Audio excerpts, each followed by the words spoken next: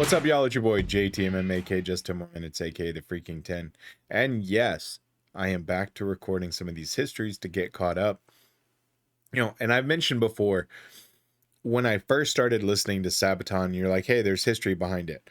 My initial thought was, okay, I'm already taking up 10 to 15 minutes on just their song and a lot of these to analyze the lyrics and break them down. Going into a 20-minute video, it would turn into a 40-minute video. My first thought was, man, nobody's going to watch that. Boy, was I wrong. You know, I love it. I absolutely, now I'm hooked, right? I have to watch these. But now I'm having to go back and do this. So as I'm catching up, please be patient, because these 20-minute videos do turn into 30, 45-minute videos. And there's only so many hours in the day. I'm a father of 3. You know, so I'm taking my vacation time to actually try to catch up and then build up the content. So as I've said in other videos, so we can do more things interactively.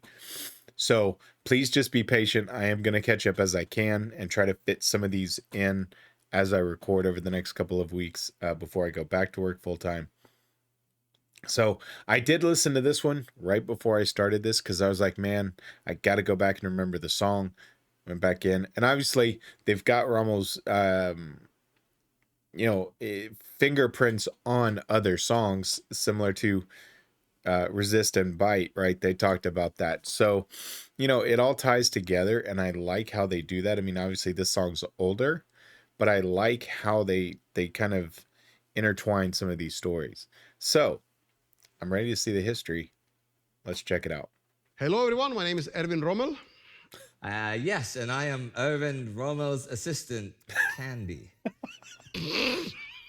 And this is Sabaton History. Indy, come on, you can't start it like that. Indy. You asked for it, and now you got it. Ghost Division. You wanted the best? You got the best! Ghost Division! I don't know what to think about that.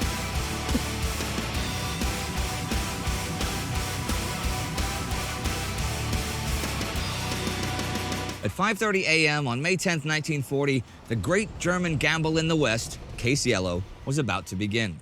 Generalmajor Erwin Rommel had just a few months earlier been transferred from the Führer Begleit Battalion to the command of the German 7th Panzer Division. As part of the 15th Motorized Armee Corps, it would be the mission of his 7th to guard the right flank of Panzer Group Kleist, which was to drive a Schwerpunkt into France. His immediate goal was to penetrate the Belgian border defenses and push through the densely forested and hilly terrain of the Ardennes forest as quickly as possible. Boy, Time was essential. Together. They only had a short window of 3 or 4 days to cross the river Muse. If they did not manage that, the whole offensive might fail. From the get-go, Rommel pushed his division hard. Vital to his advance were the motorcycle and armored reconnaissance units of Kradschützen Battalion 7, who raced ahead to scout and clear the quickest route for his tanks. These ultra-mobile units could not only cover a large distance much more quickly than any tank, but also could carry enough firepower to tackle obstacles and resistance. Advancing rapidly, the division moved the first day across the river Ort and made headway to Dinant, advancing 90 kilometers in a single day. They soon outpaced their neighboring units, the 5th Panzer Division to the north and the 23rd Infantry Division to the south, and contact was repeatedly lost. With the Muse just 35 kilometers away, Rommel wanted to rest for a minimal amount of time and be on the move again as quickly as possible. Looking neither left nor right, he raced ahead with his forward units of his tanks, keeping close contact only with his reconnaissance units. At Dinant, they smashed through a strong French force, and the 7th got its first real taste of armored combat. By the afternoon of the 12th, his forces had already reached the mighty river Muse. Now, this far, Rommel had enjoyed the blessings of his superior, General Hermann Hoth, who supported the idea of aggressive tank spearheads. Taking risks was necessary, and thanks to Rommel, the Muse had been indeed reached in record time. But it needed to be crossed. Kleist, commanding the whole Panzer Corps, opted to rest his units for the night. After they had reorganized and gotten enough support from the air, they would begin the crossing of the Muse late afternoon the next day. Okay, so I have to ask. So they said that they outpaced the Panzer Fifth Division, is that because their tanks were superior, or is it that the others stopped to rest more? What was it that caused them to be able to outpace them?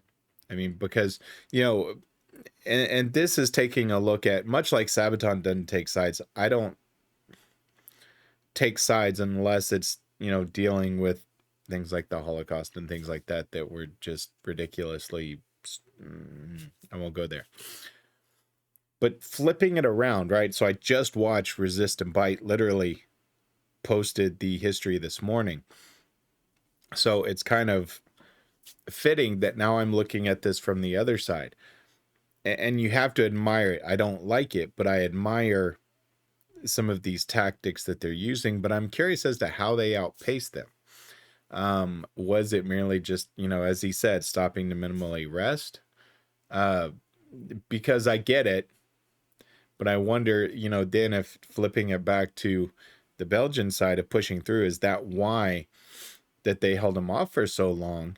Is simply because with that minimal of rest, was that something that factored into that? I don't know. Just a thought. Rommel, however, thought that air support would be modest at best, and instead ordered only a short rest for his division. At first light, the 7th went on the attack again. It was a hard fight. The French would not let them cross without resistance, but the hasty attack prevented the French from putting together enough force to stop them.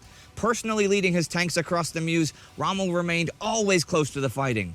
From his experience as a stormtroop leader in the Great War, Rommel knew the importance of keeping the initiative. Speed would be both their sword and their shield. The faster they advanced, the more likely it was to catch the enemy off guard. They had to ensure that the battle would be fought on their terms. Okay, so another question is, and I'm always fascinated with engineering, is I would love to see how they were able to rebuild those bridges quickly. Because I think about some rivers today and I'm like, how did you cross that in these, and how did you get the engineering structure up so quickly to be able to get these very heavy tanks across? That's probably something that's explored on Indy's channel. And maybe, you know, once I, in maybe 6 months or so, once I'm done with Sabaton, as far as like these older videos and their new stuff, you know, maybe it's something that I can do is if you want to see reactions to Indy's channel, because that type of engineering and stuff is something I'd like to see, either on camera or off. It doesn't matter. But I'm curious, because you're talking about moving, you know, thousands of pounds across something that may have either not had a crossing point, or, you know, you had to get something up to quickly to support it. That's just fascinating to me. Let's keep going.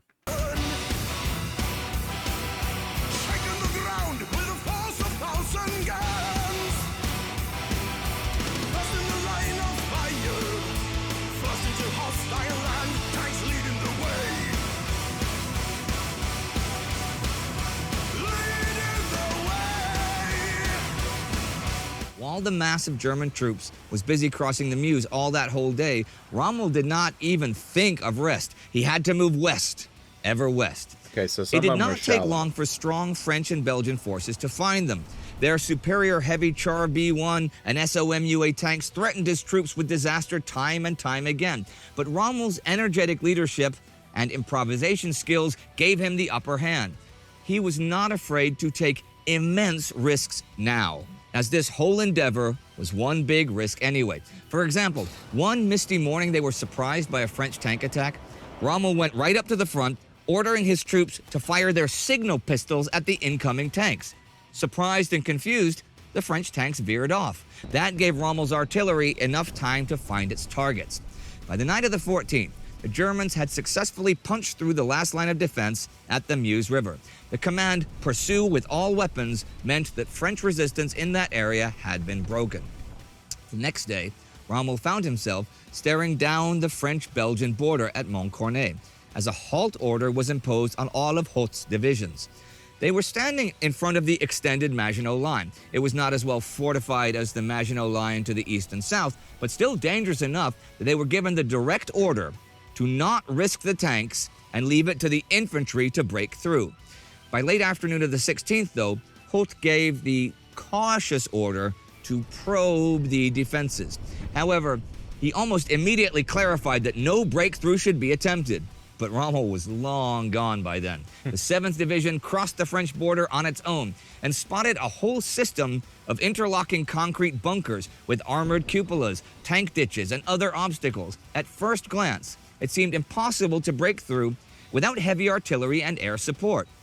But as the sun was fading, Rommel decided to attempt something unseen before in military history: a surprise armored night attack directly against a fortified line while on the move. It was near suicidal, but it was also the last thing the French fortress divisions had anticipated that night. The first tanks of Rommel's armored wedge smashed through the first defenses before the French were able to react. Still, resistance was formidable. Vehicles were knocked out left and right by anti-tank guns and artillery firing from the bunkers. Nevertheless, enough German tanks were already within the perimeter to silence the forward bunkers with direct hits. In that lull, the 7th's combat engineers moved into action, throwing themselves with satchel charges and flamethrowers against the fieldworks. Firing on the move to all sides, the panzers sped on, quickly followed by the agile motorcycle companies. The only way to escape now was forward.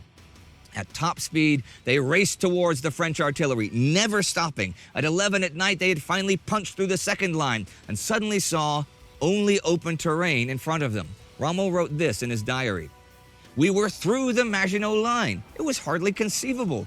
22 years before, we had stood for 4.5 long years before those self-same enemy and had won victory after victory, but yet finally lost the war. And now we had broken through the renowned Maginot Line and were driving deep into enemy territory. It was not just a beautiful dream, it was reality." But even this unimaginable success would be only temporary if not exploited. Instead of stopping, Rommel drove his armored spearhead onward, speeding at night over the French roads toward the city of Avesnes. They suddenly crashed right into the French 5th Motorized Infantry Division, which had neatly parked its tanks and vehicles on the roadside before going to sleep. I'll back that up a little bit. So, it's one of those things where you have to take a different aspect of looking at this, right? And maybe it's different because I just watched Resist and Bite. Because now, we're sitting over here watching, the Panzer and the Blitzkrieg movie and they were talking about Rommel in that one. And now you're looking at it from completely different perspective, and yet I feel, honestly, some sort of respect for his tactics of thinking differently, right?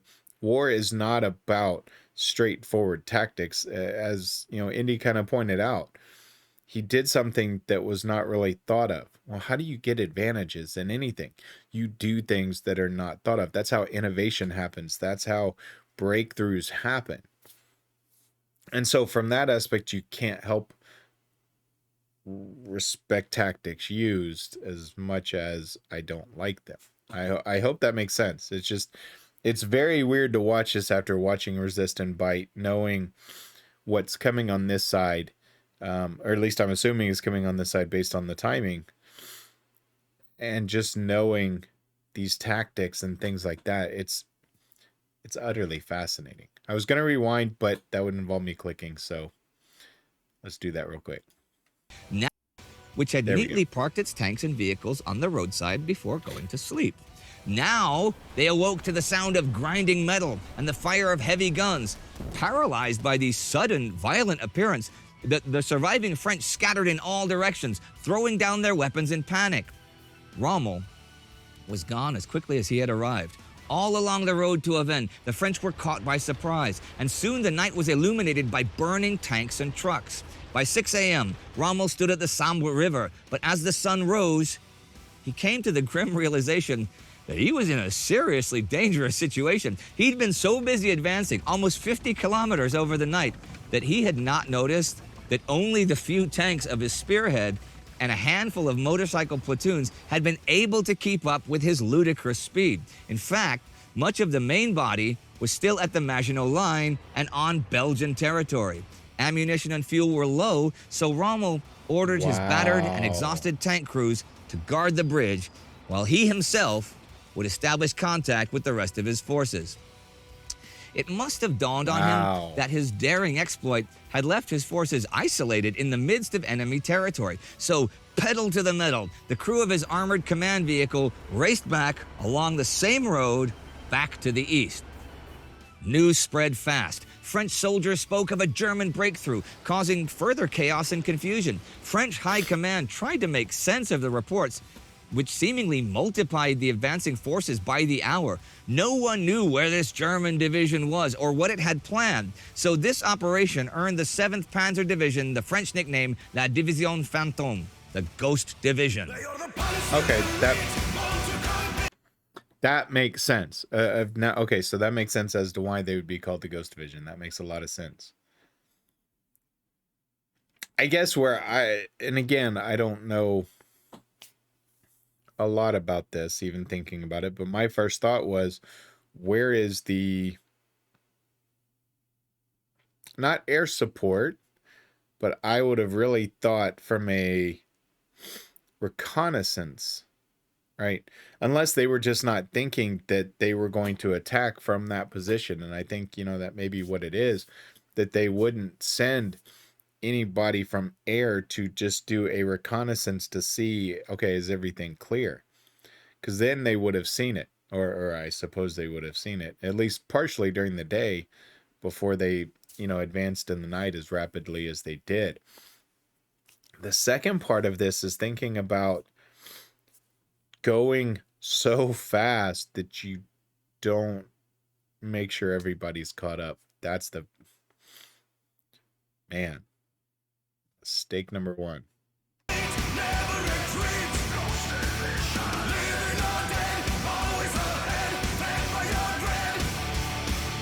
On his way back, Rommel encountered whole columns of confused, directionless French soldiers whose officers did not know how to react to the news. It could not have helped that suddenly a German armored vehicle was racing towards them from the other direction, firing wildly and scattering them off the road.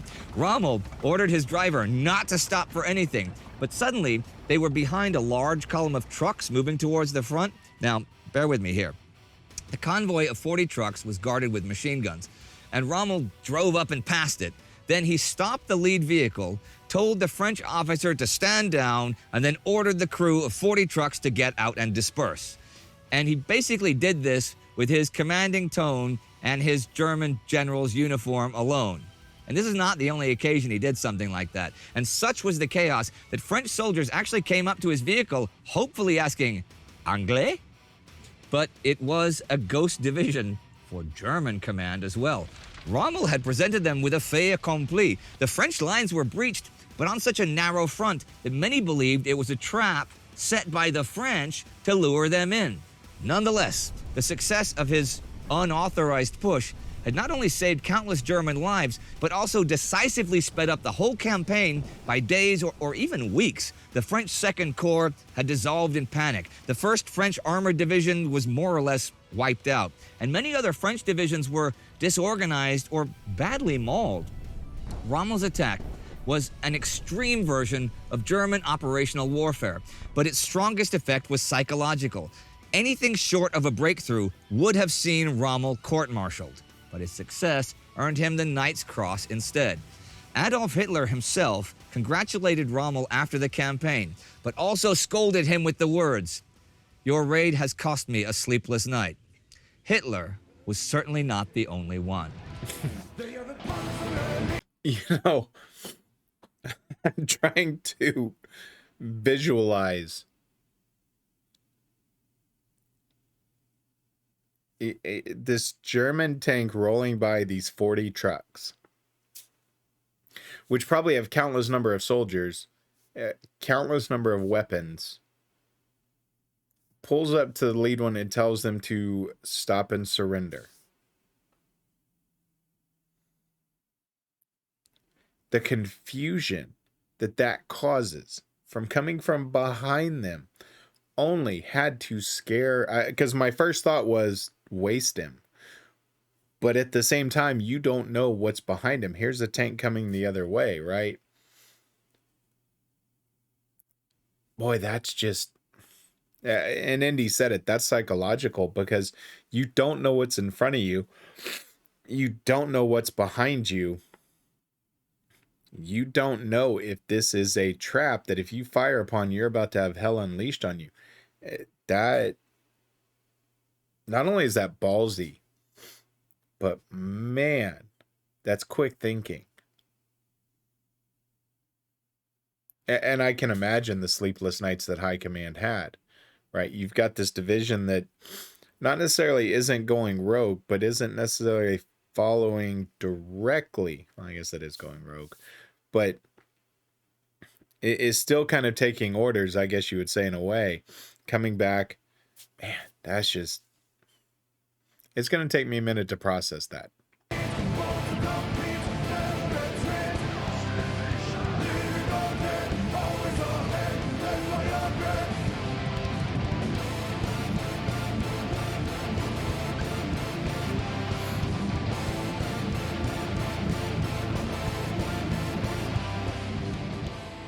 Now, Ghost Division is one of the most, if not the most, requested songs of this entire Sabaton History series.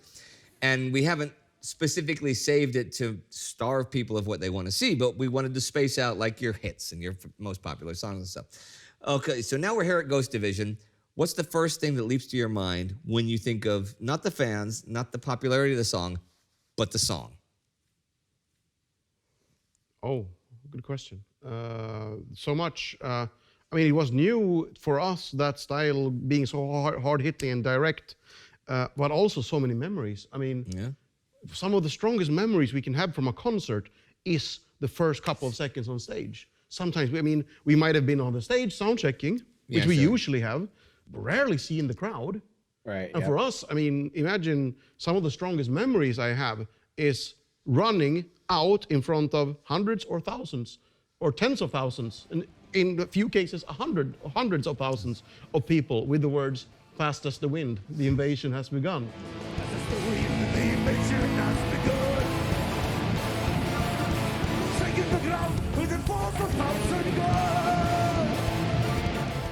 Those are powerful memories, my friends. That is, wow. Yeah. I got a reel playing in my head. I wish I could show you what's going on in my head right now. This is a weird one, actually. I remember it very clearly. It's how we're standing on stage. This is in Athens, 2008, 2009. Okay, a little while ago. Yeah, and we're playing the song Ghost Division. And all of a sudden, everything goes... I'm still singing this, but everything goes into slow motion mode. Or, you know, maybe moving at a higher... clock so far, frequency. this is incredibly hippie, and I have no idea where you're going with this. There were no drugs involved in this experience. Anyway, I remember totally like, whoa, here I am in Greece, having a great time on a stage, great crowd, and I haven't had any other job in over a year. I guess I'm a professional musician. And that's how I realized. Wow. Okay, that's a great ending to that. I really wondered where you were going with that. That's how I realized. That's a major pivotal moment in your life. It was, and I mean, I wasn't, you know, I always loved music. I always wanted to play music. But for me to have that as my main profession, it wasn't a huge life goal. My life did not depend, or my happiness did not depend on that happening. Okay, sure. I loved playing music. I was going to do it as long as I could, but I always thought I'd do something else on the side. I'd train for radio stuff, music production, stuff like that. So I thought you are a good studio guy. Like even you like to sit around and twiddle by yourself. You know? I do. So I mean, I thought I'd be related to it, you know, in the industry somehow. But for me to just realize that, bam, on stage, This is over 10 years ago now. I remember that so clearly. I have a very important question, and I'm not asking for me. I'm asking for all of the people. What was your last job before you didn't have to have another job? The very last one. You don't have to say which McDonald's it was. How did you know? I just lucky. Yeah. No, it was for one of Sweden's larger telecommunications companies. Okay. Everything from helping customers on the phone to what also, well, if somebody was a technician and patching a phone line and they needed to know which patch to go into to connect the new phone service and stuff like that. Oh, was this done only by phone or internet? I asked because of your hair. No, I was on the phone all the time. I would basically be on All right, Indy. on a computer terminal looking at, oh yeah, no, you can't use patch B5 because it's busy there. You'll have to go in through that one or install a new one. But this is okay. This is a proper professional job. This is a white collar job. Yep. And had you not been famous, you could see yourself doing specifically that for the next 40 years, something along those lines. No, not really. When I did that, I would only get like contracts for a couple of months and stuff. Yeah. And I remember clearly that I wanted to ask them for leave. Yeah. Where before we did the 2006 tour with Edguy and Dragon Force, we went on tour there. I asked for leave for like 2 months and can I come back? And they told me like, no, I couldn't. Going on tour. I'm going on tour. Fuck you guys, basically. So there's a major no tour, like yeah. that's with Edguy and Dragon Force. That's a That was the first big tour we did with Nightliners and everything. So Yeah. for us, it wasn't no easy deal for You're me. not going to say no to that. I mean, actually, to be honest, there are a lot of people that would say no to that, and that's a shame. Yep. Because okay, I understand. Let's say okay, if you have a pregnant girlfriend or a pregnant boyfriend, and you have to take care of. I'm trying to be gender neutral. Yeah. And you're trying to take care. Yeah, I can understand. No, I've got to do a response. But Well, it was just you. Yeah, it was just me, and it's also I totally understand. Everybody chooses a different path in life, and I am lucky in that way that I didn't have a super good employer, and I'm lucky that I didn't have they a gave really you time good. that you came back. Yeah. I mean, in a way, for me, it was an easy choice. Yeah. So I mean, in many cases, I know several really good musicians myself that aren't musicians because they. It's not only about their choices. It's where are you in your life when you have the opportunity to do something with your music? Have you spent years on another career? Do you have a good employer? Do you have a kid on the way? Yeah. All of these things. So I mean, I gotta say we are pretty damn lucky. There's so many good musicians out there that I'm absolutely that with you. didn't do it. Boy, that registers heavily with me. Because when I started and we first started playing, locally, we never did anything, outside the city. It was all local. I was working for the same company that I still work for today and was engaged and had gotten married and during the same time gotten divorced. A whole nother story. But I chose not, I didn't pursue another band after that, right? It because there was a falling out between family and things like that, I didn't pursue music anymore. And so I know exactly what he's talking about. It's an easy choice. And for me, I didn't pursue it because it left such a bad taste in my mouth that I didn't try to go back to it. But I always kept up with it as far as, still writing to get emotions out or whatever popped in my head.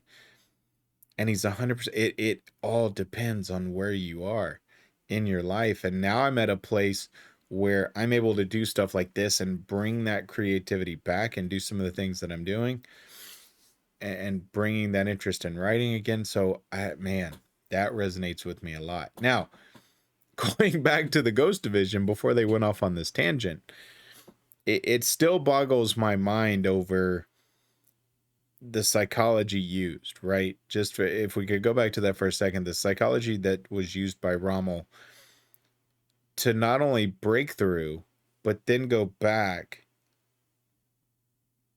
and then turn around and go back again.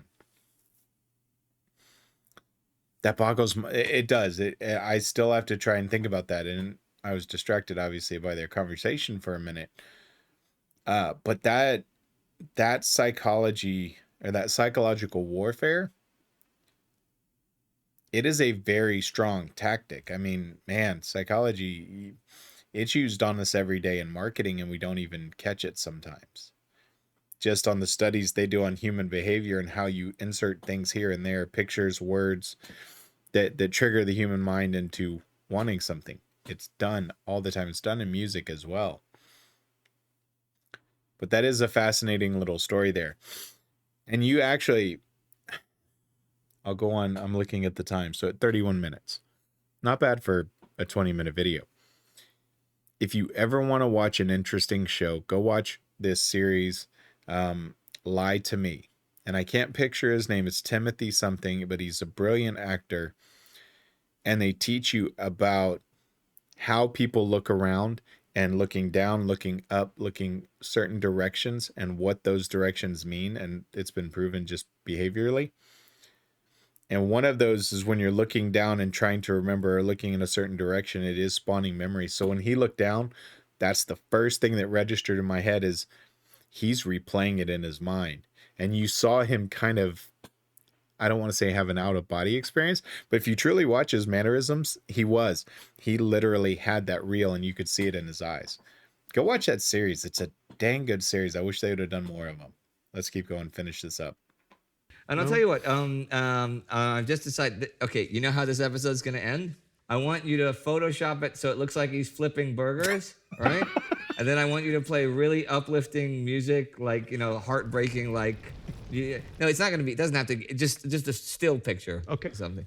They're probably showing actually us talking about this, right? You know that. But it should say something like, to all those great musicians unsung, thank you from Sabaton history. To all those musicians who sacrificed their musical lives for duty, for family, for honor, for fear, for complacency, or for even a better life. 10 points.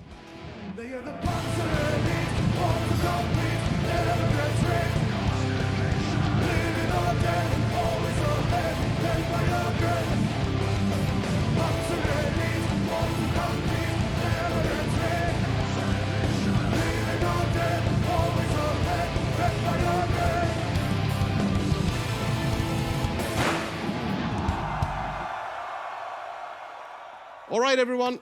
Thank you very much for watching, and thank you so much for the support with the community. All the Patreons, everyone who's helping, sharing this. We really love doing this, and thanks to you, we can keep on doing it. So keep on doing what you do, and we will keep on doing what we do. Thank you.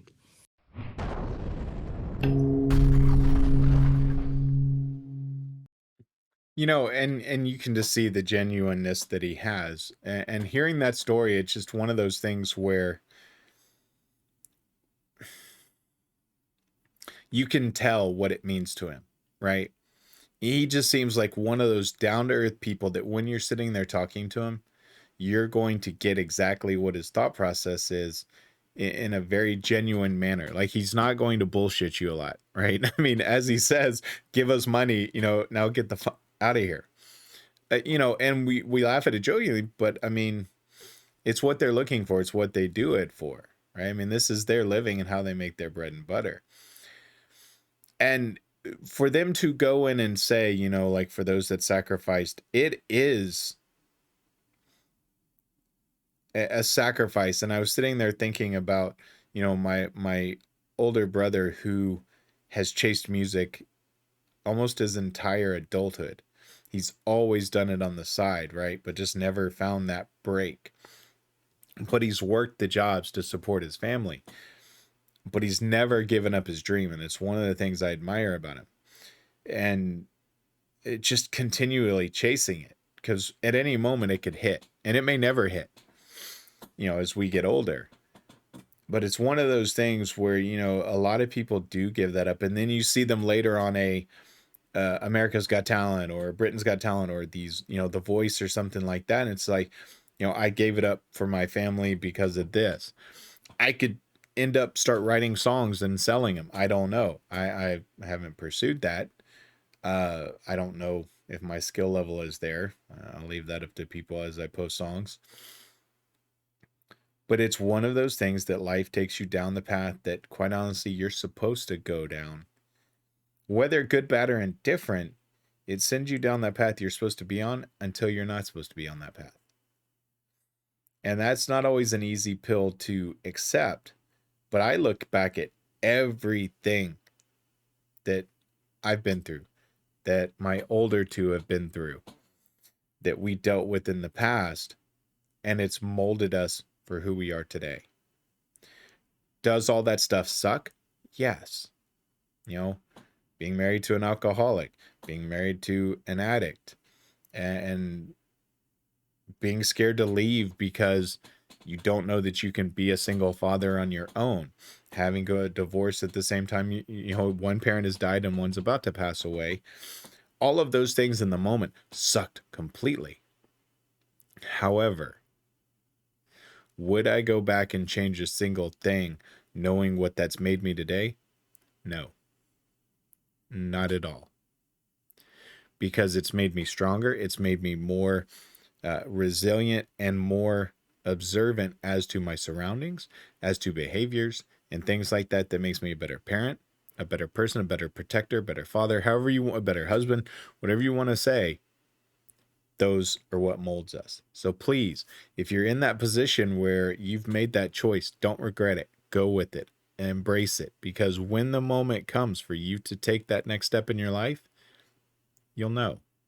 I knew when I walked away from YouTube, over a year ago, that it wasn't for good, but I had to just get right from the wrecks and everything that went on. It was too much. And I knew in the moment that I came back that this is what and where I'm supposed to be. Y'all's reactions, the growth of the channel, the comments blowing up, all of this is for a reason. So don't give up on the dream, but also realize it'll happen when it happens, if it happens. But don't dwell in it. All right, enough preaching. I took that 31 to 37 minutes and completely off topic of Ghost Division. But as they did, right? I mean, they kind of ended it on a different note. Closing note on Ghost Division, I'm fascinated by the psychology that they used, that Rommel used in order to gain the advantage. And really, had any of those failed, those 40 trucks realized that he was alone and that there was no support, would they have still taken it the way that they did? That's always a what if, right? And we can't live in what ifs because it didn't happen. But you can think about, how that might have affected it. But again, it was supposed to happen the way it did. Oh, great song, great history. You got to respect a leader for taking chances and being successful. That's what happens. Good, bad, or indifferent in what they're doing. But yeah, hats off to him for being more flexible in his thinking. I'll leave it at that, because I don't like what they were standing for, obviously. But with that being said, that's going to do it for this one. Not sure when I'll post this. I may post this today, because I saw your comments, Melkor. Don't worry, I saw them. And this is one you requested. So I may post it today. We'll see. Anyway, that's going to do it. I'm JTMM. You know what I am. What I'm about. What I am. Who I am.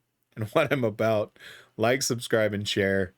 This episode's all over the place. I'm out.